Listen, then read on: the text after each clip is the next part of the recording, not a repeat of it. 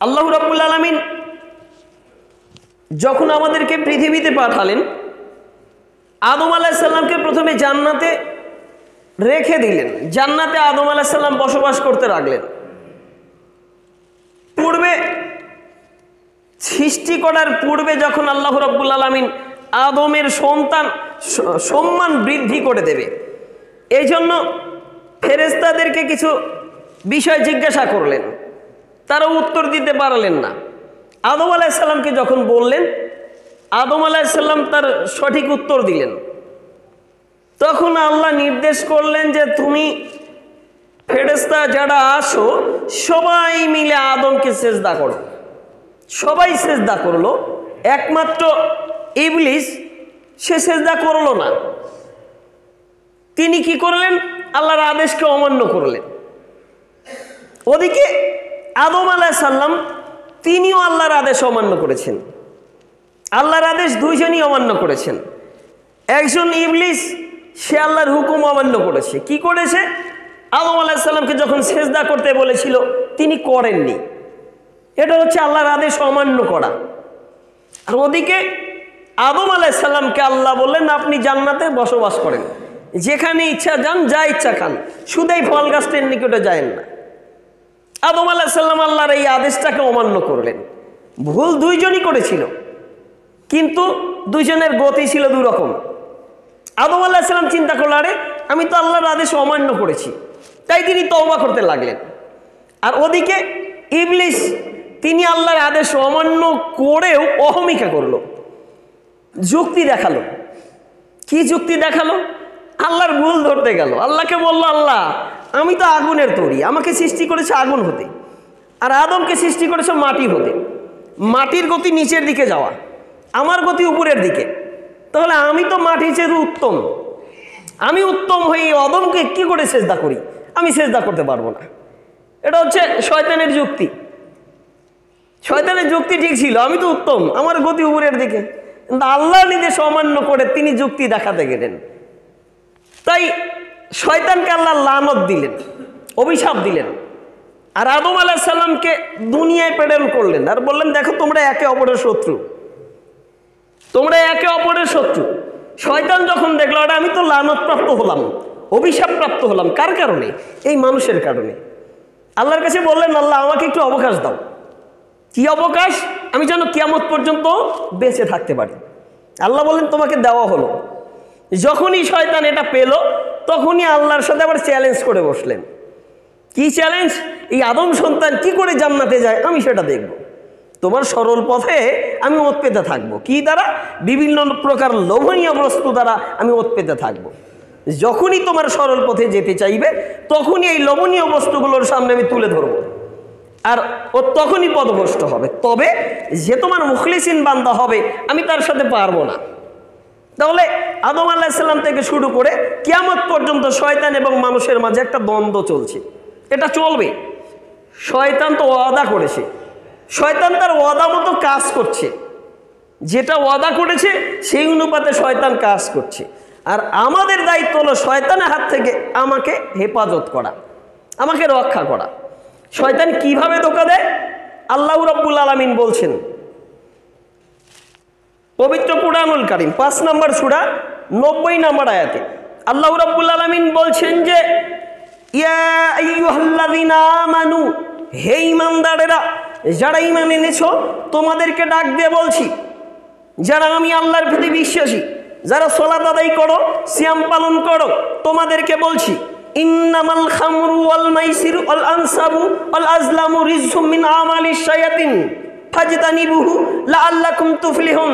দেখো, ইন্নামাল খামরু ওয়াল মাইসিরু ওয়াল আনসাবু ওয়াল আজলামু রিজসুম মিন আমালিশ শায়াতিন, নিশ্চয়ই নেশাদার দ্রব্য, প্রতিমা পূজা, ভাগ্য নির্ধারক তীর, এগুলো হচ্ছে শয়তানের কাজ।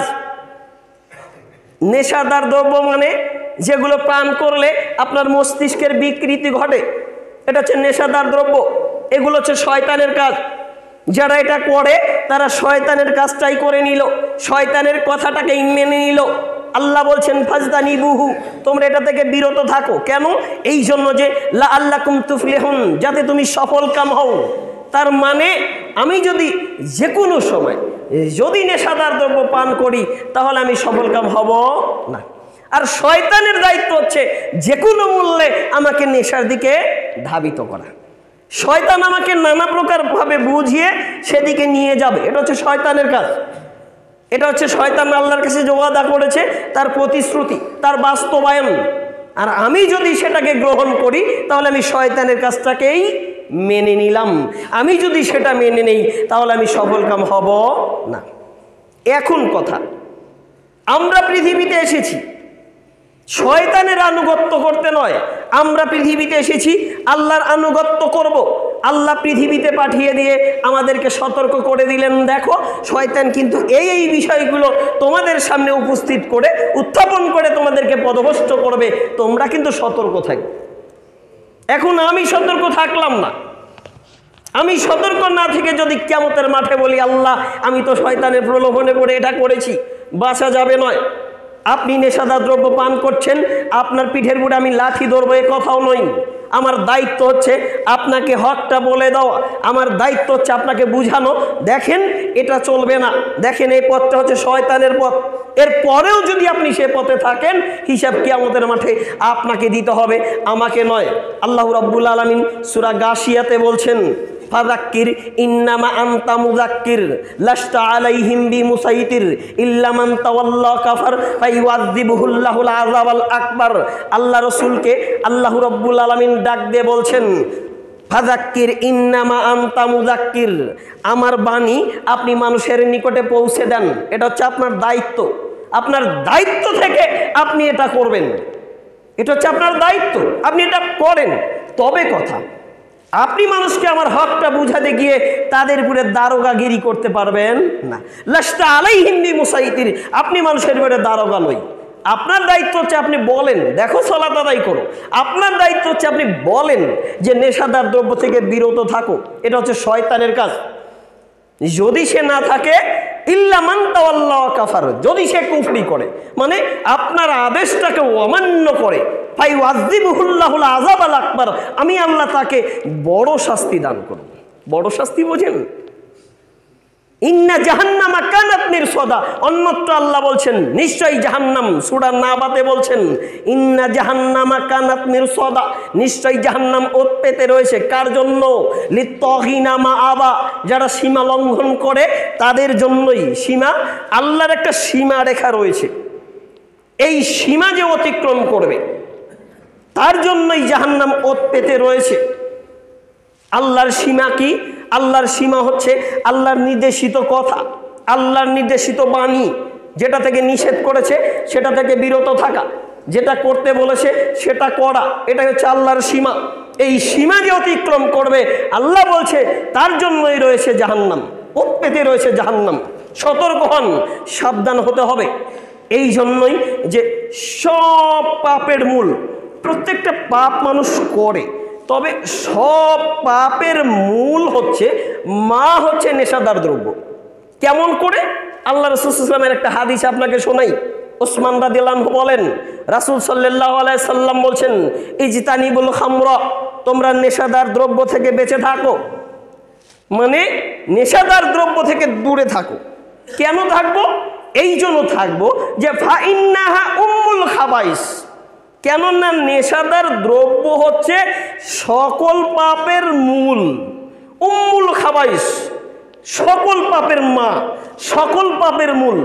মানে আমি যখনই নেশাদার দ্রব্য পান করব তখনই আমি মস্তিষ্ক যখন আমার বিকৃত হয়ে যাবে, তখন আমি যে কোন পাপটা করছি, কোনটা ভালো, হিতাহিত জ্ঞান আমার আর থাকবে না। দেখেন না, যখনই একটা লোক মদ পান করেছে আবল তাবল বলে না, ও যে কি বলছো নিজেও বোঝে না, ওর মস্তিষ্ক বিকৃত হয়ে যায় আর ও তখন সকল পাপই করতে পারে। এই জন্যই আল্লাহ রাসূল সাল্লাল্লাহু আলাইহি ওয়াসাল্লাম বলছেন ফাইন্নাহা উম্মুল খাবাইস, এটা হচ্ছে সকল পাপের মূল। আর যে লোকটা ফামান লাম ইয়াজতানি ফাকাদ আসাল্লাহ ওয়া রাসূলাহু ওয়াস্তাআদ্দাল হক, আল্লাহ রাসূল সাল্লাল্লাহু আলাইহি সাল্লাম বলছেন যে যদি কেউ ফামান লাম ইয়াজতানি, যে লোকটা নেশাদার দ্রব্য পান করা থেকে বিরত থাকলো না, মা আসাল্লাহ ওয়া রাসূলুহু, সে আল্লাহ এবং তার রাসূলের অবাধ্যতা করলো, ওয়াস্তাহাক্কাল আযাবা বিমাসিয়াতিল্লাহি ওয়া রাসূলিহি, আল্লাহর এবং তার রাসূলের সীমালঙ্ঘন করলো, এই জন্য সে শাস্তির হকদার। যখনই আমি নেশাদার দ্রব্য পান করছি, এটা থেকে বিরত হচ্ছি না, আল্লাহ রাসূল সাল্লাল্লাহু আলাইহি ওয়াসাল্লাম বলছেন যে তার উপরে আল্লাহর শাস্তি ওয়াজিব হয়ে গেল, মানে সে ওই শাস্তির হকদার। আপনি আমি যদি নেশাদার দ্রব্য পান করি আর এই অবস্থায় যদি চলতে থাকি, তাহলে আল্লাহর শাস্তি আমার পুরো অবধারিত হয়ে যাবে, ওটার হকদার আমি। হক বোঝেন? মানে আমি আর আমার ছোট ভাই, বাবার দুইটাই সন্তান, আমরা দুই ভাই, বাবার 2 ডিসিমাল বাড়ি রয়েছে, বাবার মৃত্যুর পরে আমার ছোট ভাইও যতটুকু সম্পত্তি পাবে আমিও ততটুকুই পাবো, এটা হচ্ছে হক, আমার অধিকার। আর আমি যখন নেশাদার দ্রব্য পান করব, এটা থেকে যখন আমি বিরত হব না, যখন এর মধ্যে আমি লিপ্ত থাকব, তখন আমি শাস্তির হকদার হয়ে যাব, মানে ওটা অবশ্যই আমার উপরে ঘটবে। তাহলে বুঝাতে পারি এটা কত বড় পাপ। আমি নেশা পান করছি কিন্তু বুঝাচ্ছি এটা হারাম নয়। বলছি কিভাবে? আমি ইমাম সাহেব তো, আমি বড় বক্তা তো, এবার আপনি আমাকে দাওয়াত করেছেন, খাবার শেষে আমি বলছি দেখেন একটা আমাকে পান দিয়ে যান, পানের সাথেই হাকিমপুরি একটু জর্দা দিবেন। আপনি যখন আমাকে প্রশ্ন করেছেন যে ভাই আপনি বলেছেন নেশাদার দ্রব্য পান করা হারাম, আবার বলছেন আপনি জর্দা দিয়ে পান খাবেন, তখন আপনি যুক্তি দেখিয়ে দিচ্ছেন এটা তো হারাম নয়, এটা হচ্ছে মকরু, বলে না? আচ্ছা মকরু মানে কি? ওনাকেই যদি জিজ্ঞাসা করেন, আপনি যেহেতু এটাকে মকরু বললেন, আচ্ছা ঠিক আছে মেনে নিলাম এটা মকরু, বলেন তো মকরু মানে কি? তখন বলবে মকরু মানে নিন্দনীয়, অপছন্দনীয়, এটা তো আর মস্তিষ্ক বিকৃত করে না, তাই এটা হারাম নয়। আপনি পান খাচ্ছেন জর্দা মিলিয়ে, এটা হারাম নয়। যখনই সাধারণ মানুষটা, কৃষক মানুষটা একটা বিড়ি খেয়েছে, সিগারেট খেয়েছে, তখন বলছেন ওটা হারাম, মানে ওটা তো আর আমি খাই না এই জন্য ওটা হারাম নয়, হারাম। আর আমি যেটা খাবো সেটা হারাম নয়। যতই যুক্তি দেখান না কেন, আল্লাহ রাসূল সাল্লাল্লাহু আলাইহি সাল্লামের অন্য একটা হাদিস শোনেন। আনাস রাদিয়াল্লাহু আনহু বলেন, রাসূল সাল্লাল্লাহু আলাইহি সাল্লাম বলেছেন, কুল্লু মুশকিরিন খামরুন ওয়া কুল্লু খামরুন হারামুন, প্রত্যেক নেশাদার দ্রব্যই পাপ আর প্রত্যেক পাপই হচ্ছে হারাম। প্রত্যেক কুল্লু মুশকিরিন খামরুন, প্রত্যেক নেশাদার দ্রব্যই হচ্ছে মদ, আর প্রত্যেক মদই হচ্ছে হারাম। এখন নেশাদার দ্রব্য, যে লোকটা বিড়ি খাচ্ছে, সিগারেট খাচ্ছে, ও একটা নেশাদার দ্রব্য পান করছে। যখন ও খাবার খেয়েছে, খাবার খাওয়ার পর একটা সিগারেট না খেলে ওটার ভালো লাগে না। এ যে কেমন সমাজ! মানে আমি একটু শিক্ষিত মানুষ তো, গ্র্যাজুয়েশন কমপ্লিট করেছি, ভালো ডিগ্রি লাভ করেছি, ডক্টরেট করেছি, এবার একটা ভার্সিটিতে চাকরি পেয়েছি, এবার আমি কি করছি? চাকরি করছি। আমি যদি একটা বেনসন সিগারেট মানুষের সামনে না ধরাই, তাহলে কেমন কেমন যেন লাগে। আমি যে শিক্ষিত মানুষ, এর বহিঃপ্রকাশ হচ্ছে একটা বেনসন সিগারেট সবার সামনে ধরাবো, সবাই জানবে এতে শিক্ষিত মানুষ। এ যে কেমন শিক্ষিত, কি করে বুঝাই? এ নাকি জাতির মেরুদণ্ড। যে জাতির মেরুদণ্ড সেই যদি সঠিকটা না বোঝে, আপনাকে কি করে বুঝাই সে জাতিকে কি শিক্ষা দেবে? মানে প্রফেসর সাহেব যখন ছাত্রের সামনে সিগারেট ধরিয়েছে, সেটা হচ্ছে আধুনিক সোসাইটি, আধুনিক স্ট্যাটাস, এটা ভালো কাজ। আর যখন ওই প্রফেসরের সামনে ওই প্রফেসরই ছাত্র সিগারেট ধরিয়েছে, তখন এটা বেয়াদবি। বুঝাতে পারি কেমন সমাজ, এ কেমন পৃথিবী, অবাক পৃথিবী চলছে কেমন। যে শিক্ষিত সেও বোঝে না যে কোনটা হালাল কোনটা হারাম, যে অশিক্ষিত সে তো কিছুই বোঝে না। শিক্ষিত মানুষটা একটা সিগারেট ধরিয়ে নিজেকে শিক্ষিত প্রমাণ করতে যায়, এটা হচ্ছে বোকামি। অবাক দুনিয়া, অবাক পৃথিবী। আপনি সতর্ক হন, সাবধান হন, এ পৃথিবী আপনাকে বদভস্ত করছে। আপনাকে বুঝাচ্ছি, দেখুন সময় বড় কঠিন। কত কঠিন দেখেন, একটা হাদিস আপনাকে শোনাচ্ছি। আবু হুরায়রা রাদিয়াল্লাহু আনহু হাদিসটি বলছেন, রাসূল সাল্লাল্লাহু আলাইহি সাল্লাম বলেন, বাদিরু বিল আমালি ফিতানান কাকিতাইল লাইলিল মুজলিমি ইসবিহুর রাজুলু মুমিনান ওয়া ইউমসি কাফিরান ওয়া ইউমসি মুমিনান ওয়া ইসবিহু কাফিরান ইয়াবিউ দীনাহু বিআরাদিন মিনাদ দুনিয়া। আল্লাহ রাসূল সাল্লাল্লাহু আলাইহি সাল্লাম বলেন, আবু হুরায়রা রাদিয়াল্লাহু আনহু হাদিসটা বর্ণনা করছেন, তিনি বলেন, রাসূল সাল্লাল্লাহু আলাইহি সাল্লাম বলেছেন, বাদিরু বিল আমালি ফিতানান কাকিতাই লাইলিল মুজলিমি। দেখো, এমন একটা সময় অন্ধকার রাতের ফিতনা সমূহের মতো পুরো পৃথিবীতে ফিতনা ফ্যাসাদে ভরে যাবে। পুরো পৃথিবীটা যেদিকে তাকাবে সেদিকেই ফিতনা, যেদিকে তাকাবে সেদিকেই বিপদ, যেদিকে তাকাবে সেদিকেই নগ্নতা। এমন একটা সময় পৃথিবীতে আসবে, ফিতনা ফ্যাসাদ এত বেড়ে যাবে, অন্ধকার রাতের ফিতনা সমূহের মতো পৃথিবীতে ফিতনা ফ্যাসাদে ভরে যাবে। ওই সময় আসার পূর্বেই তোমরা নেক আমল করো। সময়টা কঠিন হবে। ইসবিহুর রাজুল মুমিনান, একটা মানুষ সকালবেলা বাড়ি থেকে বের হবে, সে লোকটা তখনও মুমিন ছিল। মানে ধরে নেন ফজরের সালাতের আজান হয়েছে, লোকটা ফজরের সালাত আদায় করেছে, আদায় করে বাড়ি থেকে বের হয়েছে।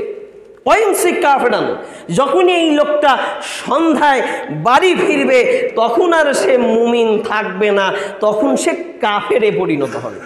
বুঝাতে পারি সময় কত কঠিন হলে এমন অবস্থা হতে পারে। ওয়াইমসি মুমিনান, যদি লোকটা সন্ধ্যায় বাড়ি থেকে বের হয়, ওয়াইসবিহু কাফেরান, ওই লোকটা যদি সকালে বাড়ি ফেরে তখন আর সে মুমিন থাকবে না, তখন সে কাফেরে পরিণত হবে। বুঝাতে পারি কত কঠিন অবস্থা হবে। আরে এটা তো আল্লাহ রাসূল সাল্লাল্লাহু আলাইহি ওয়াসাল্লাম বলতে পারতো যে সকালবেলা যখন লোকটা মুমিন অবস্থায় বাড়ি থেকে বের হবে, বিকালবেলা বাড়িতে ফিরবে পাপী হয়ে, এ কথা তো বলেনি। বলেছে সন্ধ্যায় বাড়ি ফিরবে, এ লোকটার মুমিন থাকবে না, সরাসরি কাফেরে পরিণত হবে। সন্ধ্যায় যদি বাড়ি থেকে বের হয়, সকালে যদি বাড়িতে বেরে, তখন আর সে মুমিন থাকবে না, তখন সে কাফেরে পরিণত হবে। বুঝাতে পারি কাফের কিভাবে হয়? আল্লাহর অবাধ্যতার মাধ্যমে। কাফের কিভাবে হয়? আল্লাহর সাথে কাউকে অংশীদার করার মাধ্যমে। এই লোকটা এত পাপ করবে, এত বড় পাপ করবে, তখন আর সে মুমিনই থাকবে না। সময় বড়ই কঠিন হবে। দুনিয়া, আলেম ওলামারা তার দিনকে বিক্রি করে দেবে। কিসের বিনিময়? দুনিয়ার বিনিময়। মানে দুনিয়ার একটু সামান্য লোভের কারণে আলেম ওলামারা হক থেকে বিচ্যুত হবে। সময়টা হবে এত কঠিন। আর একটা হাদিস আপনি শোনেন, রাসূল সাল্লাল্লাহু আলাইহি সাল্লাম এরকম সাহাবাদের নিয়ে বসে আছেন, হাদিস বর্ণনা করছেন। রাসূল সাল্লাল্লাহু আলাইহি সাল্লাম সাহাবাদেরকে ডাক দিয়ে বললেন যে এমন বর্তমান সময় নিয়ে সাহাবাদেরকে নিয়ে বলছেন, আনতুম ফি জামানুন ইয়াকুদুল হাকুল হাওয়া। দেখো হে সাহাবারা, তোমরা যারা এখানে বসে আছো, তোমাদেরকে ডাক দিয়ে বলছি, তোমরা এমন একটা জামানায় এখন আসো যে জামানায় হক দ্বারা নফস পরিচালিত হচ্ছে। হক দ্বারা নফস বোঝেন? মানে যেটা কোরআন হাদিসে আছে সেই অনুপাতে জীবন পরিচালনা করছি আমি, যেটা কোরআন হাদিসে আছে সেই অনুপাতে আমি চলছি। অসায়াতি জামানুন, এমন একটা জামানা আসবে ইয়াকুদুল হাওয়াল হাক্ক, মানুষ নফস দ্বারা হককে পরিচালিত করবে। নফস দ্বারা হককে মানে মন যেটা ভালো মনে করবে সেটাই ভালো, 10 জনে যেটা ভালো মনে করবে সেটাই ভালো, 10 জনে যেটা পালন করবে সেটাই ভালো। আল্লাহর কাছে প্রার্থনা করছি, আল্লাহ তুমি যেন আমার জীবনে ওই কঠিন সময় না আনো। কে বলছেন? আল্লাহ রাসূল সাল্লাল্লাহু আলাইহি ওয়াসাল্লাম। যে সময়টা এত খারাপ হবে, মানুষ আর হক দ্বারা নফসকে পরিচালিত করবে না, মানুষ মন যা চাইবে সেটা দিয়ে হককে পরিচালিত করতে চাইবে। মন যা চাইবে মানে মন বলেছে 14ই ফেব্রুয়ারি বিশ্ব ভালোবাসা দিবস, এটাই ঠিক, এটা তো আর খারাপ নয়। ভালোবাসা এটা তো আর খারাপ নয়, এটা কি করে খারাপ হতে পারে? বিশ্ব ভালোবাসা দিবস, একজন আরেকজনকে ভালোবাসবে, এটাই তো স্বাভাবিক। মা ছেলেকে ভালোবাসবে, স্বামী তার স্ত্রীকে ভালোবাসবে, বাবা তার সন্তানকে ভালোবাসবে, সন্তান তার মাকে ভালোবাসবে, এটা হচ্ছে ভালোবাসা। কিন্তু বিশ্ব ভালোবাসার নামে ভ্যালেন্টাইন্স ডে একটা ডেট আসছে, শুরু হয়ে গেছে, অবশ্য অনেকেই জানেন না হয়তো, বা শুরু হয়ে গেছে 8 তারিখ থেকে। 8 তারিখ, গত 8 তারিখ একটা দিন চলে গেছে, সেটা কি জানেন? বিশ্ব ভালোবাসা দিবসের একটা অংশ, প্রপোজ ডে। তারপরে 9 তারিখ চলে গেছে চকলেট ডে, আবার সামনে আসছে প্রমিস ডে। ধীরে ধীরে আস্তে আস্তে 14ই ফেব্রুয়ারি আসবে বিশ্ব ভালোবাসা ডে। সতর্ক হন, সাবধান হন। ভ্যালেন্টাইন্স ডে আপনি যেটা পালন করছেন এটা একজন খ্রিস্টান থেকে এসেছে, মুসলিম তুমি বোঝো না, আমি মুসলিম বুঝি না। যুবক তোমাকে বলছি তুমি যেটা করছো সেটা হারাম। যুবক তোমাকে যেটা বলছি তুমি যেটা করছো এটা খ্রিস্টানদের নীতি, এটা মুসলমান পালন করতে পারে না। এটাই তো জাহিলিয়াত, এটাই তো অজ্ঞতা।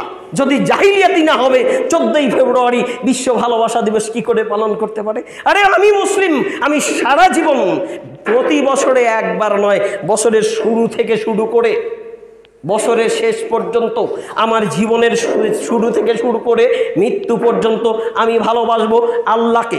আল্লাহকে ভালোবাসতে গিয়ে আমি তার রাসূলকে ভালোবাসবো।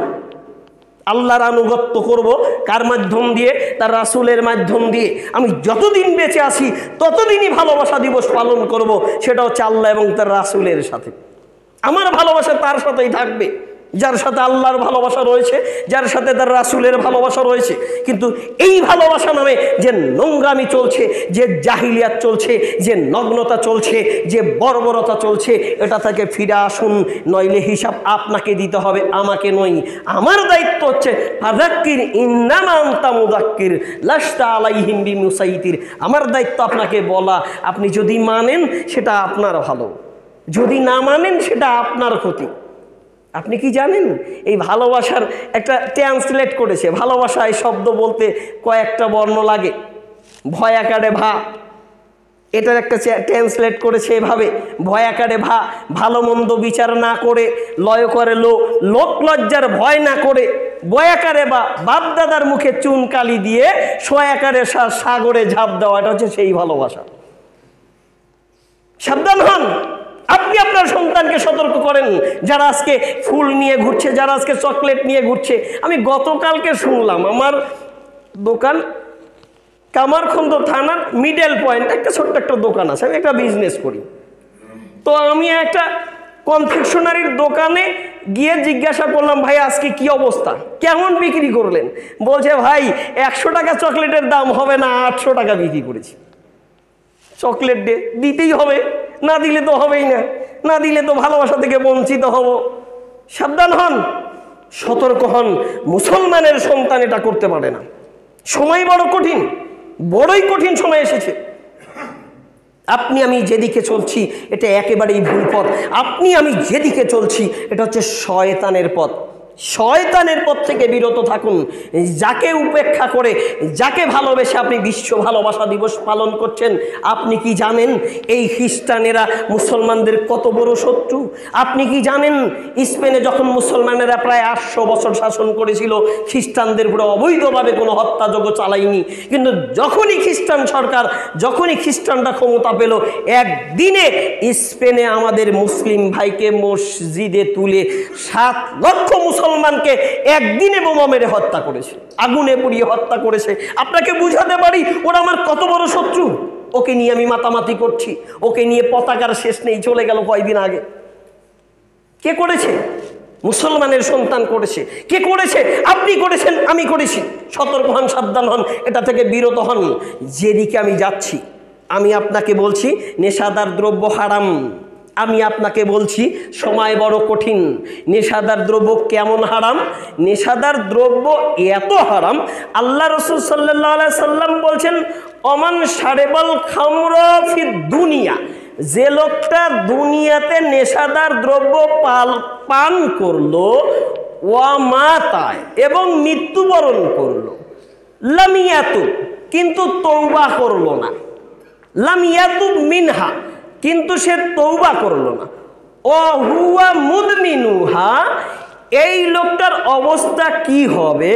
লাম ইয়াশরাবহা ফিল আখির, এই লোকটা কিয়ামতের মাঠে, এই লোকটা কিয়ামতের মাঠে মিষ্টি পানি পাবে না। এখন আপনি যদি নেশাদার দ্রব্য পান করেন সেটা আপনার হিসাব, কিন্তু আপনার মৃত্যুর পরে যে লোকটা নেশাদার দ্রব্য পান করবে, রাসূল সাল্লাল্লাহু আলাইহি ওয়াসাল্লাম বলছেন তার মৃত্যুর পরে কিয়ামতের মাঠ থেকে শুরু করে জান্নাতে যেতেও পারবে না, আর সে কখনো মিষ্টি পানি পান করতেও পারবে না। এখন যদি আপনি করেন সেটা আপনার হিসাব। আরেকটা হাদিস আপনাকে শোনাচ্ছি। আবু হুরায়রা রাদিয়াল্লাহু আনহু বলেন, মুদমিনুল খামরা তাআবিদা ওয়া সানিন। কত বড় পাপ আপনাকে এই হাদিসটা দেখে বুঝাই। কেউ যদি নেশাদার দ্রব্য পান করে এই পাপটা কত কঠিন। রাসূল সাল্লাল্লাহু আলাইহি সাল্লাম বলছেন, হাদিস বর্ণনা করছেন আবু হুরায়রা রাদিয়াল্লাহু আনহু, তিনি বলছেন মুদমিনুল খামরা কাআবিদা ওয়াসানিন, নিয়মিত নেশাদার দ্রব্য পান করা মূর্তি পূজার ন্যায় অপরাধ। আচ্ছা, কেউ যদি মূর্তি পূজা করে সে জান্নাতে যেতে পারবে? রাসূল সাল্লাল্লাহু আলাইহি সাল্লামের পিতা মাতা সম্পর্কে একটা হাদিস শোনেন। আল্লাহ রসুল সাল্লাল্লাহু আলাইহি সাল্লামের নিকটে একজন এসে বলছে যে আইনাল আবি, ইয়া রাসূলুল্লাহ, আপনি বলেন তো আমার পিতা কোথায়? মানে লোকটা মুসলমান হয়েছে, তার পিতা মুসলমান হতে পারেনি, আগেই মৃত্যুবরণ করেছে। মুহাম্মদ সাল্লাল্লাহু আলাইহি ওয়াসাল্লামের নিকটে এসে তিনি বুঝাতে চাচ্ছেন, ইয়া রাসূলুল্লাহ, আমি তো আপনার হকটা মেনে নিয়েছি, আমি তো ইসলাম কবুল করেছি, আমি তো মুসলিম হয়েছি, কিন্তু আমার বাবা হক পায়নি, তিনি কবুল করতে পারেনি, তিনি মুসলিম না হয়ে মুশরিক অবস্থায় মৃত্যুবরণ করেছে। আপনি বলেন তো আমার পিতা কোথায় আছে এখন? তিনি তো কবরে আছে, জান্নাতি না জাহান্নামী, এটা বোঝাতে চাইলেন। রাসূল সাল্লাল্লাহু আলাইহি সাল্লাম তখন বললেন, ফিন্নার, তোমার পিতা জাহান্নামী। আমি যদি শুনি আমার পিতা জাহান্নামী, এটা আমার ভালো লাগবে? লোকটা যখন কি করলেন, ফালাম্মা কত্তা, লোকটা তখন ফিরে চললেন, কাঁদতে কাঁদতে যখন ফিরে চললেন, দাআহু, রাসূল সাল্লাল্লাহু আলাইহি ওয়াসাল্লাম তাকে ডাকলেন, ডেকে বললেন, ইন্না আবি ওয়া আবাকা ফিন্নার, নিশ্চয়ই আমার পিতা এবং তোমার পিতা জাহান্নামী। আচ্ছা, রাসূল সাল্লাল্লাহু আলাইহি ওয়াসাল্লামকে বলতে পারতো না আমি আল্লাহ রসুল, আমার শাফায়াত ছাড়া কেউ জান্নাতে যেতে পারবে না? তাহলে আমি বলছি আমার পিতাকে আমি জান্নাতে নিয়ে যাব আমার শাফায়াত দ্বারা, কিন্তু এটা বলতে পারলেন না। অন্যত্র আল্লাহ রাসূল সাল্লাল্লাহু আলাইহি ওয়াসাল্লাম আল্লাহর কাছে প্রার্থনা করলেন, আল্লাহ, আমি আমার মায়ের জন্য একটু দোয়া করতে চাই। আল্লাহ বললেন যে কোনো মুশরিকের জন্য আপনি দোয়া করতে পারবেন না। তাহলে মুহাম্মদ সাল্লাল্লাহু আলাইহি ওয়াসাল্লাম তার মায়ের জন্য দোয়াও করতে পারলেন না, ওদিকে বাবার সম্পর্কে বললেন সে কোথায়? জাহান্নামে। কেন? তিনি ছিলেন মুশরিক, তার মা ছিল মুশরিক, এই কারণে তার মা বাবা সম্পর্কে তিনি দোয়া করতে পারেন। আর কেউ যদি নেশাদার দ্রব্য পান করে, রাসূল সাল্লাল্লাহু আলাইহি ওয়াসাল্লাম বলছেন এই লোকটা মূর্তি পূজার ন্যায় অপরাধ করলো। তাহলে এটা ছোট পাপ। যদিও আমাদের দৃষ্টিকোণ থেকে একটা বিড়ি খেয়েছি তাতে আর কি হলো, একটা সিগারেট খেয়েছি তাতে আর কি হলো, সিগারেট খাচ্ছি, সিগারেটটা ঢেল দিয়ে ফেলে দিয়ে আবার সলাতে চলে যাচ্ছি, মনে করছি এটা পাপ নয়। এখন আপনাকে আর একটা পাপের কথা বলি। রাসূল সাল্লাল্লাহু আলাইহি সাল্লাম বলছেন, মুদমিনুল খামরা ওয়া সাকিরা, নিয়মিত নেশাদার দ্রব্য যে পান করে, লান তুকবাল্লাহু সলাতান আরবাইনা সাবাহান, যে ব্যক্তি নিয়মিত নেশাদার দ্রব্য পান করবে, আল্লাহ রাব্বুল আলামিন তার এখন নেশাদার দ্রব্য, ধরে নেন আজকে সকালে একটা নেশাদার দ্রব্য পান করেছি, আল্লাহ রাব্বুল আলামিনের রাসূল সাল্লাল্লাহু আলাইহি ওয়াসাল্লাম বলছেন লান তুকবাল্লাহু সলাতান আরবাইনা সাবাহান, 40 দিন পর্যন্ত আল্লাহ তার কোনো ইবাদতই কবুল করবে না। বুঝাতে পারি? নেশাদার দ্রব্য একবার পান করেছেন, 40 দিন আল্লাহ তার কোনো ইবাদত কবুল করবে না। আচ্ছা, এমন কোনো পাপ দেখাতে পারবেন যে পাপটা করেছে লোকটা, এরপরে 40 দিন তার ইবাদত কবুল হবে না? এমন কোনো পাপ পৃথিবীতে নেই। কেউ যদি সালাত আদায় না করে, এখন সালাত আদায় করেনি, জোহরের সালাত আদায় করেছে, সময় হয়েছে, সালাত আদায় করেছে, আল্লাহ তখন থেকেই তার দোয়া কবুল করবে। কেউ যদি সুদের সাথে লিপ্ত থাকে, সে যদি বুঝতে পারে সুদ খাওয়া হারাম, এখন বুঝতে পেরেছে, এখনই তওবা করবে, এখনই আল্লাহ তাকে ক্ষমা করে দেবে। কিন্তু বুঝাতে পারি নেশাদার দ্রব্য কত বড় পাপ, যে নেশাদার দ্রব্য পান করার কারণে আল্লাহ 40 দিন তার কোনো ইবাদতই কবুল করবেন না। এরপরে আল্লাহ রাসূল সাল্লাল্লাহু আলাইহি ওয়াসাল্লাম এই হাদিসের পরের অংশে এসে বলছেন, ওয়াইন মাতা, লোকটি যদি এই অবস্থায় মারা যায়, মানে আজকে নেশাদার দ্রব্য পান করেছি, 40 দিন তো আমার ইবাদতই কবুল হবে না, এখন কি করলাম? ওয়াইন মাতা, আমি যদি মৃত্যুবরণ করি, দাখালান নার, আমি জাহান্নামে প্রবেশ করব। বুঝাতে পারি নেশাদার দ্রব্য এখন পান করেছি, 40 দিন আল্লাহ আমার ইবাদতই কবুল করবে না, আর এই অবস্থায় যদি আমি মারা যাই তাহলে আমি জাহান্নামে যাব। ফামান তাবা তাবাল্লাহু আলাইহি, যদি লোকটা তওবা করে আল্লাহ তার তওবা কবুল করবে। নেশাদার দ্রব্য পান করেছি, আমি বুঝতে পারিনি, অতীতে পান খেয়েছি, পানের সাথে জর্দা খেয়েছি, আজকে বুঝতে পেরেছি যে পানের সাথে জর্দা খাওয়া হারাম, আমি এটা খাবো না। অতীতে বিড়ি সিগারেট খেয়েছি, আজকে বুঝতে পেরেছি যে বিড়ি সিগারেট হারাম, আমি এটা খাবো না, আল্লাহর কাছে তওবা করব। আল্লাহ রাসূল সাল্লাল্লাহু আলাইহি ওয়াসাল্লাম বলছেন আল্লাহ তার তওবা কবুল করবেন। এবার তওবা করেছি, তওবা করার পরে আবার কি করলাম, আল্লাহ রাসূল সাল্লাল্লাহু আলাইহি ওয়াসাল্লাম বলছেন ওমান আদা, যে লোকটা তওবা করেছে এরপরে আবার কি করলো, ওমান আদা ফাশারাবা ফাসাকিরা, তওবা করেছে আবার নেশাদার দ্রব্য পান করেছে, লান তুকবাল্লাহু সালাতান আরবাইনা সাবাহান, এরপরে আল্লাহ কি করলেন, দ্বিতীয়বার তওবা করেও যখন নেশাদার দ্রব্য পান করলো, এরপরে আল্লাহ 40 দিন তার কোনো ইবাদত কবুল করবেন না। ফাইন মাতা, লোকটা যদি এবার মৃত্যুবরণ করে, দাখালান নার, সে জাহান্নামে যাবে। ওমান তাবা তাবাল্লাহু আলাইহি, এরপরেও যদি লোকটা আল্লাহর কাছে তওবা করে, আল্লাহ তার তওবা কবুল করবেন। পাপ করেছি একবার, ক্ষমা চেয়েছি, আবার আল্লাহ মাফ করে দিয়েছে, আবারও পাপ করেছি, আবারও ক্ষমা চেয়েছি, আল্লাহ মাফ করে দিয়েছে, এ কথা তৃতীয়বার আবার বললেন। ওমান ওয়া ইন আদা, আল্লাহ রাসূল সাল্লাল্লাহু আলাইহি ওয়াসাল্লাম বলছেন ফাসাকিরা, ওমান আদা, লোকটা আবারও কি করলো, ফাশারাবা, নেশাদার দ্রব্য পান করলো, ফাসাকিরা, লোকটা আবারও নেশাদার দ্রব্য পান করলো তৃতীয়বারের মতো। ফাইন মাতা, এবার লোকটা যদি মারা যায়, দাখালান নার, লোকটা জাহান্নামে যাবে। ওমান তাবা ফামান তাবা তাবাল্লাহু আলাইহি, এরপরেও তৃতীয়বার যদি আল্লাহর কাছে তওবা করে, আল্লাহ তৃতীয়বারও তাকে ক্ষমা করবেন। বুঝাতে পারি আল্লাহ কত ধৈর্যশীল, বুঝাতে পারি আল্লাহ কত ক্ষমাশীল। একবার পাপ করেছি, ভুল করেছি, আল্লাহর কাছে ক্ষমা চেয়েছি, আল্লাহ মাফ করে দেবে। দ্বিতীয়বার পাপ করেছি, ভুল করেছি, আল্লাহর কাছে ক্ষমা চেয়েছি, আল্লাহ মাফ করে দেবে। তৃতীয়বার পাপ করেছি, ভুল করেছি, আল্লাহর কাছে ক্ষমা চেয়েছি, আল্লাহ মাফ করে দেবে। এরপরে রাসূল সাল্লাল্লাহু আলাইহি ওয়াসাল্লাম বলছেন এই লোকটা যদি আবার চতুর্থবার নেশাদার দ্রব্য পান করে, তাহলে আল্লাহ কি করবেন, আল্লাহ তাকে জাহান্নামের একটা খাবার খাওয়াবেন। প্রথমত সে জাহান্নামে যাবে, দ্বিতীয়ত ওই নেশাদার দ্রব্য পানকারীকে আল্লাহ একটা খাবার দিবেন। সে খাবার হচ্ছে এমনই খাবার, রাসূল সাল্লাল্লাহু আলাইহি সাল্লাম বলছেন যে জাহান্নামীদের জাহান্নামের আগুনে পুড়িয়ে যখন শরীরের দেহ গোস্ত মাংস যখন গলে পড়তে থাকবে, এই পুষ মিশ্রিত গলিত এই গরম নোংরা খাবারটা তাকে খেতে দেওয়া হবে।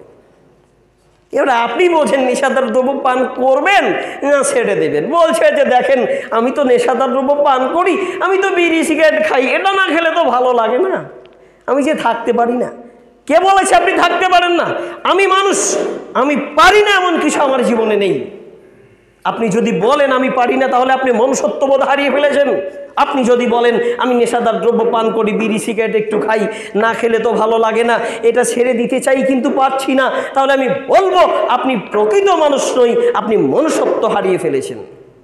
সতর্ক হন, সাবধান হন। আর একটা হাদিস আপনাকে শোনাচ্ছি। আনাস রাদিয়াল্লাহু আনহু বলেন রাসূল সাল্লাল্লাহু আলাইহি সাল্লাম বলছেন লা ইউবাইতান্না কাউমুন মিন হাজিহিল উম্মাতি আলা তুআমিন ওয়া শারাবিন ওয়া লাহবিন ফায়াসবাহু কদ মাসাহু কিরদাতান ওয়া হানাজির। আল্লাহ রাসূল সাল্লাল্লাহু আলাইহি সাল্লাম বলছেন লা ইউবাইতান্না কাউমুন মিন হাজিহিল উম্মাতি আলা তুআমিন ওয়া শারাবিন ওয়া লাহবিন। এমন একটা সময় আসবে মানুষ কি করবে, নেশাদার দ্রব্য পান করবে। এক, লোকেরা নেশাদার দ্রব্য পান করবে। দুই, গায়িকাদের নিয়ে ব্যস্ত থাকবে। তিন, নাচ গানে মত্ত থাকবে। এই তিনটা পাপ যখন মানুষ রাতে করতে থাকবে, মানুষ কি করবে, নেশাদার দ্রব্য পান করবে, গায়িকাদের নিয়ে ব্যস্ত থাকবে, নাচ গানে মত্ত থাকবে। এই অবস্থায় তারা যখন রাত্রি অতিবাহিত করবে, আল্লাহ রাসূল সাল্লাল্লাহু আলাইহি ওয়াসাল্লাম বলছেন ফায়াসবাহু কদ মাসাহু কিরদাতান ওয়া খানাজির। এই লোকটা যখন সকাল করবে তখন আর সে মানুষ থাকবে না, কুকুর ও শুকুরে পরিণত হবে, শুকুর ও বানরে পরিণত হবে। বুঝাতে পারি পাপটা কত কঠিন, নেশাদার দ্রব্য কত কঠিন, গান বাজনা কত হারাম, এটা কত খারাপ কাজ। গায়িকাদের নিয়ে নাচ গানে মত্ত থাকা কত খারাপ কাজ, কিন্তু সেটাও চলছে। ওই যে বলেছি যে রাসূল সাল্লাল্লাহু আলাইহি ওয়াসাল্লাম বলেছেন যে অন্ধকার রাতের ফিতনা সমূহের মতো পৃথিবীতে ফিতনা ফ্যাসাদে ভরে যাবে। দেখেন তো ভরে গেছে কিনা। আপনার হাই স্কুল অথবা কলেজ অথবা ভার্সিটিতে প্রতি বছর একটা অনুষ্ঠান হয়, অনুষ্ঠানের নাম দিয়েছে সাংস্কৃতিক অনুষ্ঠান, তাই হয় না? সাংস্কৃতিক অনুষ্ঠান বলছে যে এবারে আমাদের ধরেন না হাই স্কুলে অমুক তারিখের সাংস্কৃতিক অনুষ্ঠানে কি কি ভেন্যু চলবে সেটাও লিস্ট করা হয়ে থাকে। প্রথম ইভেন্ট কি হবে বলছে যে কোরআন তেলাওয়াতের মাধ্যম দিয়ে আমাদের এই সাংস্কৃতিক অনুষ্ঠানের উদ্বোধন করবে হযরত মাওলানা মুহাম্মদ অমুক সাহেব। এবার ইমাম সাহেবও চলে গেছে, কোরআন তেলাওয়াত হচ্ছে। কোরআন তেলাওয়াত শেষ করে ইমাম সাহেবের পকেটে 500 টাকা তুলে দিয়েছে। ইমাম সাহেব চেয়ারে বসে আছে, স্টেজের উপরেই বসে আছে। বলছে যে প্রথম অধিবেশন শেষ, কোরআন তেলাওয়াতের মাধ্যম দিয়ে আমাদের সাংস্কৃতিক অনুষ্ঠান শুরু হয়ে গেছে। এবার দ্বিতীয় অধিবেশন, দ্বিতীয় ইভেন্টে কি চলবে বলছে যে দ্বিতীয় ইভেন্টে একটা হিন্দি গানের সাথে নৃত্য দেবে আমাদের 10ম শ্রেণীর ছাত্রী জরিনা। চললো নৃত্যের সাথে, ওই মেয়েটা নগ্ন অবস্থায় নৃত্য দিচ্ছে, ইমাম সাহেব সূরা কিরাত করতে যেই বসে আছে। আসে না, চলছে না? এমন সংস্কৃতির নামে অপসংস্কৃতি চলছে মুসলিম দেশে। আপনার মেয়ে 10ম শ্রেণীর কেন, আপনার মেয়ে ক্লাস 3তেও যদি পড়ে, ওই মেয়েটা সবার সামনে অঙ্গভঙ্গি করে এভাবে নাচতে পারে না। আপনি যদি মুসলিম হয়ে থাকেন, কিন্তু আমি তো মুসলিম নই, আমি তো দায়ুসে পরিণত হয়ে গেছি। যদি দায়ুসেই পরিণত না হতাম তাহলে আমার পরিবারের লোক বেহায় অবস্থায় চলে কিভাবে? আমরা গর্ব করে বলে, একজন গর্ব করে আমার কাছে বলছে যে আমার বাড়িতে শোকেছে পুরস্কারের অভাব নেই। বললাম কিভাবে? বলছে আমার মেয়েটা ক্লাস 6 থেকে শুরু করে ক্লাস 10 পর্যন্ত প্রত্যেকটা অনুষ্ঠানে নৃত্য দিয়ে ফার্স্ট হয়েছে আর পুরস্কার নিয়ে এসেছে। ও গর্ব করে বলে। কিয়ামতের মাঠে দেখা যাবে, হিসাব আপনাকে দিতে হবে। আল্লাহ রাসূল সাল্লাল্লাহু আলাইহি ওয়াসাল্লাম বলছেন আলা কুল্লুকুম রাইন ওয়া কুল্লুকুম মাসউলুন আন রায়াতিহি, তোমরা প্রত্যেকেই দায়িত্বশীল, কিয়ামতের মাঠে তোমাদের প্রত্যেকের হিসাব তোমাদেরই দিতে হবে। আপনার মেয়ে মানুষের সামনে অঙ্গভঙ্গি করে নাচে, নৃত্য দেয়, আর আপনি গর্ব করে মানুষের সামনে বলেন, এটা লজ্জা, এটা মুসলমান নামে কলঙ্ক। আপনার মেয়ের দিকে যত মানুষ তাকাবে তত মানুষই জেনার পাপে পাপী হবে। চলছে আরো অন্যরকম একটা খেলা চলছে। একসময় বিশ্বকাপ ফুটবল চলতো, এটা ছেলেদের, এখন চলছে মেয়েদের। এর জন্য আবার হাজার হাজার টাকাও দিয়ে দিচ্ছে, বাড়ি উপরে দিচ্ছে। আরে আপনাকে পদভ্রষ্ট করার জন্য যারা উপরে বসে আছে, তারা আপনাকে পদভ্রষ্ট করার জন্য নিয়মিত পথ খুঁজে বেড়াচ্ছে। আপনার মেয়েটা ফুটবল খেলছে, আমার এলাকায় একটা ফুটবল প্রতিযোগিতা হলো, 2 থানা থেকে 2 দল এসেছে, মেয়েদের ফুটবল প্রতিযোগিতা। এই 6ষ্ঠ শ্রেণী থেকে 10ম শ্রেণীর মেয়েরা ফুটবল খেলবে। এখন এমন অবস্থা যে লোকেরা খেলা দেখে এসে বলছে যে এত দর্শক হয়েছে যে ওখানে দাঁড়ানোর আর জায়গা নেই। আচ্ছা আপনি বলেন তো, 6ষ্ঠ শ্রেণী থেকে 10ম শ্রেণী ওই মেয়েগুলো কত ভালো ফুটবল খেলে? ওর চাইতে ভালো ভালো টিম ওইখানে খেলতে যায়, কিন্তু দর্শক হয় না। যখনই দেখেছে মেয়েরা খেলতে আসবে, ও বলের দিকে তাকায় না, ও আপনার মেয়ের দিকে তাকায়। আপনি কি বোঝেন? আপনি গর্ব করে বলছেন আমার মেয়ে এত ভালো খেলে, এটা লজ্জা। আপনি যতদিন সালাত আদায় করবেন, সিয়াম পালন করবেন, এই সালাত সিয়াম আপনাকে জান্নাতে প্রবেশ করাতে পারবে না। আপনি জান্নাতে যাবেন না, শুধু কি তাই, জান্নাতের সুগন্ধটাও আপনি পাবেন না। যদিও 500 বছরের দূরত্ব পথ থেকে জান্নাতের সুগন্ধ পাওয়া যায়, কিন্তু কেন পাবেন না? এই জন্য পাবেন না যে আপনি হচ্ছে দায়ুস, আপনি এত বড় পাপী। আপনার মেয়েটা নগ্ন অবস্থায় রাস্তায় চলে, আপনার মেয়েটা নগ্ন পোশাকে আরে ফুটবল খেলতে যাচ্ছে, মেয়ে মানুষেও হাফ প্যান্ট পরে ফুটবল খেলে। এই যে কেমন পৃথিবী, এই যে কেমন মুসলিম। আমি নাম দিয়েছি আমি মুসলিম, কাজ করছি জাহেলদের মতো। এটাই তো জাহিলিয়াত, এটাই তো অন্ধকার যুগ, এটাই তো তমস্যাপূর্ণ যুগ। সতর্ক হন, সাবধান হন। আপনাকে বলছি সময় বড় কঠিন, কঠিন সময়। সর্বোপরি কথা হচ্ছে শুধু নেশাদার দ্রব্য পান নয়, আরে নেশা করলে সকল পাপই আপনি তখন করতে পারেন। নেশাদার দ্রব্য হচ্ছে পাপের ঘরের একটা চাবি। চাবি বোঝেন? মানে এই মসজিদের চাবিটা যখন আপনি আমার হাতে দিবেন, ঘরটা যখন খুলে দিবেন, এই ঘরের ভিতরে আমি তখন যা ইচ্ছে তাই করতে পারবো। নেশাদার দ্রব্য যে পান করবে সে সকল পাপের একটা চাবি দিয়ে খুলে ফেললো সেটা, এখন সে যে কোনো পাপ করতে পারে। তাহলে নেশাদার দ্রব্য থেকে দূরে থাকুন। সময় সংক্ষিপ্ত, সংক্ষিপ্ত পরিসরে সংক্ষিপ্ত সময় যে কথাগুলোই বললাম, সর্বোপরি কথা হলো আপনাকে বাঁচান। সময় যেহেতু কঠিন, বলতে গেলেও অপরাধ, নিজেকে বাঁচান, নিজেকে বাঁচান, পরিবারকে বাঁচান। নিজে বাঁচুন, পরিবার বাঁচবে, পরিবার বাঁচলে সমাজ বাঁচবে, সমাজ বাঁচলে দেশ বাঁচবে। কিন্তু নেশা যেন পুরো দেশটাই ভরে গেছে, নগ্নতা যেন পুরো দেশটাই ভরে গেছে, বললেও দোষ। একটা মেয়ে একটা ছেলে রাস্তায় হাত ধরে চলছে, আপনি বলতে পারবেন না, বললেও অপরাধ। কিন্তু অন্তত পক্ষে যারা আমার এই কথা শুনছেন, অন্তত পক্ষে তারা সতর্ক হন। আজকের পরে আসছে 14 তারিখ পর্যন্ত অন্তত আপনার মেয়ের হাতে যেন একটা ফুল না থাকে। যদি একটা ফুল থাকে তাহলে বুঝবো যে আপনিও আপনার মেয়েটাকে ছেড়ে দিয়েছেন। শেষে একটা উদাহরণ দিচ্ছি, আমরা যে কত জাহিলিয়াতে ঢুকে গেছি একটা উদাহরণ দিয়ে দিচ্ছি। যে দুইজন বন্ধু, খুব কাছের বন্ধু, দুইজনের সাথে খুব ভালো সম্পর্ক, তো দুইজনেরই দুইটা মেয়ে আছে, দুইজনই ক্লাস 10-এ পড়ে। তো এক বন্ধু বলছে যে ভাই, মেয়েটা বিয়ে দিতে গিয়ে তো আমি সর্বশান্ত হয়ে গেলাম। বলছে কেন? বলছে মেয়েটা বিয়ে দিতে গিয়ে 5 লক্ষ টাকা আমার যৌতুক দিতে হয়েছে। তারা লোক এসেছিল 200, তাদের খাওয়াতে গিয়ে আমার 1 লক্ষ টাকা বের হয়ে গেছে, আমার যা ছিল সব শেষ করে ফেলেছি। তোমার মেয়ের কি অবস্থা? বলছে আমিও আমার মেয়েকে বিয়ে দিয়েছি। বলছে কত টাকা লেগেছে? বলছে আমার মেয়েকে বিয়ে দিয়েছি মাত্র 8,000 টাকা লেগেছে। বলছি এত অল্প টাকায় মেয়েকে বিয়ে দিয়েছো? বলছে না না, শুধু 8,000 টাকা লেগেছে, এটা বলবো না, মেয়েকে বিয়ে দিয়েছি, টাকা লেগেছে 8,000, এরপরে মেয়ের নাম আবার 10 ডিসিমাল জমিও লিখে দিয়েছে। বলছে এটা কি করে হলো? বলছে দেখো, আমি 8,000 টাকা দিয়ে 2 মাস আগে আমার মেয়েকে একটা অ্যান্ড্রয়েড সেট কিনে দিয়েছিলাম। 2 মাসের মধ্যে কার সাথে যেন কি করে পালিয়ে গিয়েছিল। 2 মাস পরে মেয়েকে একা পাইনি, মেয়ের সাথে একটা ছেলেও ছিল। এবার লোকজন নিয়ে বসে আমার মেয়ের নামে 10 ডিসেম্বর জমিও লিখে দিয়েছে, মেয়েকে বিয়েও দিয়ে দিয়েছি। চলছে না এরকম? আরে আপনাকে বদভস্ত করতে গিয়ে অনেক শয়তান এভাবে চলছে। মেয়েকে ফোন কিনে দিচ্ছে, আরে ক্লাস 7-এ পড়ে এই মেয়েটা কি করে ফোন নিয়ে রাস্তায় চলে? আপনি দেখেন না? আপনি কি অন্ধ হয়ে গেছেন? কে চলছে? সে তো আপনার মেয়ে। কে চলছে? সে তো আমার বোন। আমি কেন সতর্ক করলাম না?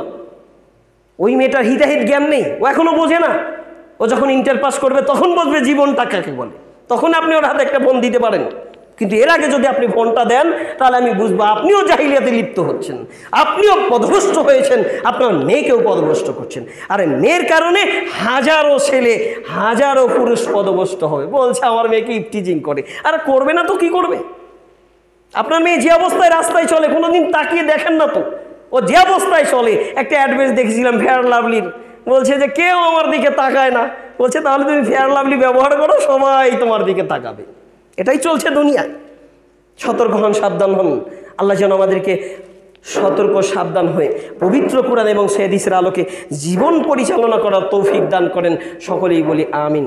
সময় সংক্ষিপ্ত, সংক্ষিপ্ত পরিসরে আসলে কি বলবো, সময়টা একেবারে কম সময়ে যা বললাম, যা বুঝাতে চাইলাম সেটা হচ্ছে সর্বোপরি কথা হচ্ছে সকল পাপের মূল যেহেতু নেশাদার দ্রব্য, আজকে থেকে এটা হারাম মনে করে আজকে থেকে পরিহার করুন। আল্লাহ যেন আমাদের সেই তৌফিক দান করেন। সকলেই বলি আমিন। আমার কথা বলা এবং প্রকাশভঙ্গির মধ্যে যদি ভুল হয়ে থাকে তাহলে ক্ষমার দৃষ্টিতে দেখবেন। আমার জন্য দোয়া করবেন, আমি যা বলি তা যেন নিজে করতে পারি, আমি যা বলি সেই অনুপাতে যেন নিজে আমল করতে পারি। আল্লাহ যেন আমাকে সেই তৌফিক দান করেন। সকলেই বলেন আমিন। আপনাদের জন্য দোয়া করি, আল্লাহ যেন আমাদের সকলকেই পবিত্র কোরআন এবং হাদিসের আলোকে জীবন পরিচালনা করার তৌফিক দান করেন। সকলেই বলি আমিন। এক ভাই অসুস্থ অবস্থায় মেডিকেলে রয়েছে, আমি আসার পরেই আমাকে বিষয়টা জানানো হয়েছে। আল্লাহর কাছে দোয়া করি আল্লাহ যেন তাকে সুস্থতা দান করেন। সকলেই বলি আমিন। আর এক ভাই আসার পরেই বলেছে আমার মা অসুস্থ, ডায়াবেটিস হয়েছে, কিডনিতে সমস্যা আর অন্যান্য সমস্যায় জর্জরিত। আল্লাহর কাছে দোয়া করি আল্লাহ, আমরা অধিকাংশ মানুষই কোনো না কোনো অসুস্থতায় ভুগছি। তোমার কাছে প্রার্থনা করি আল্লাহ, তুমি যদি আমাদেরকে সুস্থতা দান করো তাহলে কোনো ডাক্তার আমাদেরকে ওর চাইতে সুস্থ করতে পারবে না। তুমি আমাদের সুস্থতা দান করো। সকলেই বলি আমিন। আল্লাহর কাছে প্রার্থনা করি, আল্লাহ আমরা যেখানে যে অবস্থাতেই যে সকল বিপদ আপদের সম্মুখীন হয়েছি, আল্লাহ তুমি আমাদের সকল বিপদ আপদ থেকে রক্ষা করো, সকলেই বলি আমিন। আমরা যারা ঋণগ্রস্ত ক্ষতিগ্রস্ত অবস্থায় রয়েছি, তুমি আমাদের যাবতীয় প্রকার বালা মুসিবত থেকে রক্ষা করো, সকলেই বলি আমিন। আমাদের নিকটাত্মীয় দূরাত্মীয় যারা ওই অন্ধকারে কবরে চলে গেছে, তোমার কাছে প্রার্থনা করি কোনো পাপের কারণে যদি তাদের কবরে আযাব হয়ে থাকে, আজকের দোয়ার বদলতে তুমি তাদের কবরে আযাবকে মাফ করে দাও, সকলেই বলি আমিন। এই বলি আমি আমার সংক্ষিপ্ত খুতবা এখানে শেষ করছি। বারাকাল্লাহু।